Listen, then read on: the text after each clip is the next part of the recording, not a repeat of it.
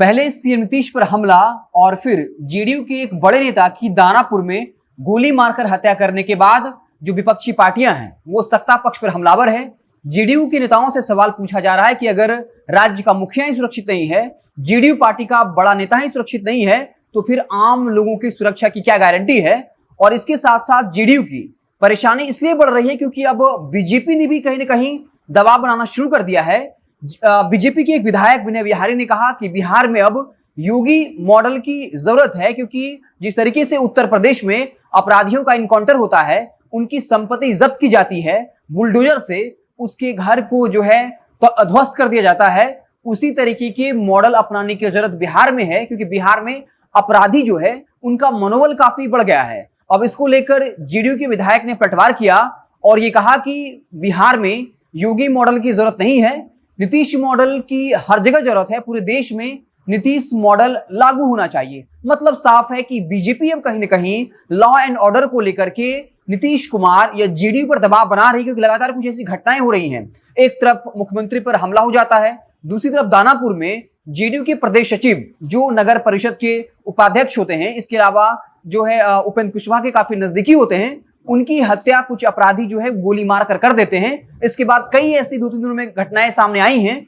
जहां पर CCTV footage में वो सारी घटनाएं कैद है, जहां अपराधी वहां पहुंचते हैं डकैत और लाखों रुपए की लूट करके चलते बनते हैं। और आए दिन इस तरह की खबरें आती रहती हैं, जिसके बाद अब नीतीश कुमार पर खास करके सवाल खड़ा हो रहा है, क्योंकि गृह मंत्रालय जो है वो सीएम नीतीश के पास है और इस वक्त बिहार में लॉ एंड ऑर्डर की स्थिति काफी खराब है। और इसको लेकर जेडीयू की परेशानी इसलिए है क्योंकि आरजेडी ये विपक्षी पार्टियां तो हमलावर हैं ही, बीजेपी भी अब ये मांग कर रही है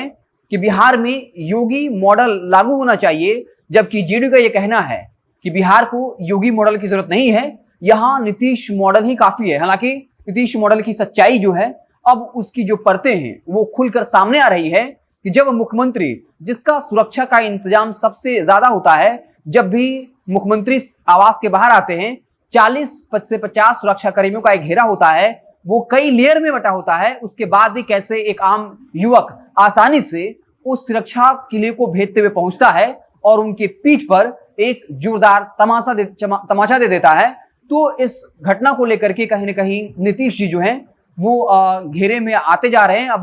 जो विपक्षी पार्टियां हैं उसके अलावा अब बीजेपी भी सवाल पूछ रही है कि आखिर नीतीश मॉडल फेल क्यों कर रही है, इसके बजाय क्यों ना योगी मॉडल को लागू किया जाए, जहां अपराधियों का एनकाउंटर किया जाए या फिर उनके संपत्ति की कुर्की जब्ती हो, उनके संपत्ति पर, घरों पर बुलडोजर चलाया जाए ताकि अपराधियों के मन में खौफ पैदा हो। तो लगातार इससे नीतीश की काफी फजीयत हो रही है। इसके अलावा बता दें कि आज का विधानसभा सत्र जो है काफी हंगामेदार रहा, क्योंकि आरजेडी के 2 विधायक हैं रणविजय साहू और विजय मंडल, एक बार फिर से वो तस्वीर दिखाने लगे जहां नीतीश जी मोदी जी के सामने नतमस्तक हैं, जिसके बाद विजय सिन्हा ने कहा कि क्या हम आप लोगों को सस्पेंड कर दें, जिसके बाद आरजेडी के विधायकों ने कहा कि अगर आपका मन है तो हमें कर दीजिए। आपको पता होगा आरजेडी एमएलसी सुनील सिंह के साथ क्या हुआ, कल वो भी वही तस्वीर दिखा रहे थे, जिसके बाद जेडीयू के मंत्री लोग काफी भड़क गए और अंततः जो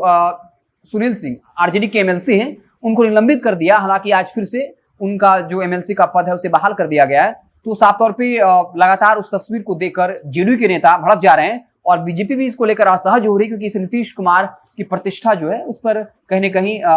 जो है दाव लगता हुआ दिख रहा है। तो साफ तौर पे आज का बजट सत्र काफी हंगामेदार रहा, जहां एक तरफ आरजेडी के विधायकों ने सवाल पूछ लिया कि जब बिहार का मुखिया सुरक्षित नहीं है, जब जेडीयू का बड़ा नेता ही सुरक्षित नहीं है, अपराधियों से मौत के घाट उतार दे रहे हैं, तो फिर आम आदमी की सुरक्षा की गारंटी क्या है। वहीं बीजेपी ने भी जो है एक मांग रख दी और कहा कि बिहार में योगी मॉडल लागू कर देना चाहिए, क्योंकि अब नीतीश मॉडल कहीं ना कहीं फेलियर होता जा रहा है।